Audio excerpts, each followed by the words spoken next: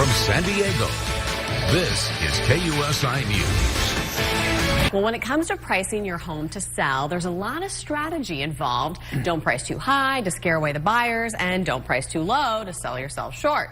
Spring home sellers are shifting to a more realistic pricing method instead of listing high. So here to break down the strategy is California real estate broker Mark Powell. Mark, thanks so much for being here. Thanks for having me. Happy Easter to you. Thank you. Happy Easter. Well, what's going on with the market? Because this feels like it changes, every few months, 6 months or so, yes. The strategy changes. What are you seeing right now with Well, sellers? the sellers in San Diego, they got a wake-up call. So what they were doing is they were listing their homes high to see if they can get the most money possible. A lot of sellers were thinking they're going to get the same amount of money that they did a year or 2 years ago. But the market is completely different. Prices for everything have gone up. If you look at gas prices, if you look at electricity prices, sellers are much more aware of their finances. And buyers too. So what they've done now is they've decided to list their homes at the right price instead of chasing the market, because when you list your home high, these sellers list their home high, and they do a price drop, they're thinking, okay, now that I've dropped the price, the buyers are going to be involved. But buyers are thinking, well, why was that house on the market so long? What is wrong with the house is what they think, not that they're having a price drop. So the strategy now is different. And buyers have a lot more negotiating power.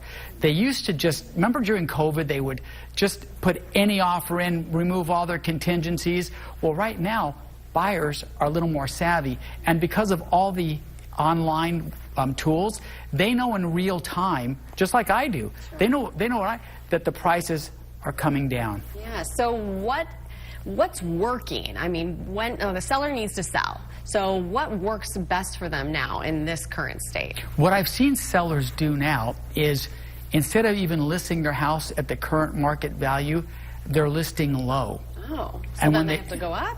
Well, what happens is then they get multiple offers and they start creating a bidding war, like an auction.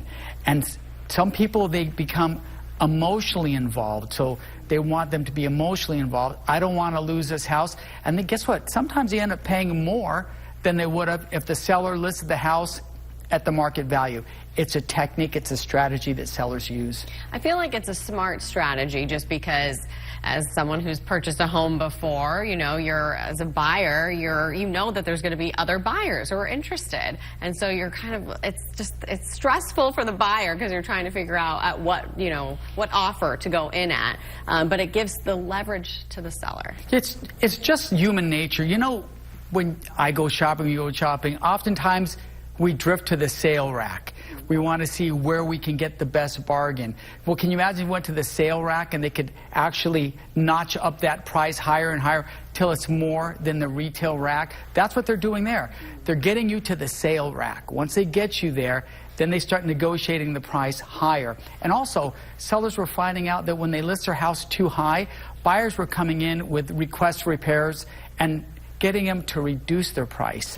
Yes. $10,000, $20,000, $30,000, $40,000. It's a big deal. Yes. It's always changing. Thank you so much, Mark Powell, for being here and just explaining to us the newest and the latest strategies. It's all good news. It's good news for buyers and it's good news for sellers. Homes will not stay on the market so long. They're selling quicker and they're selling for a fair price. Yeah, it's better for everyone. Yes. Thank you so much, Mark.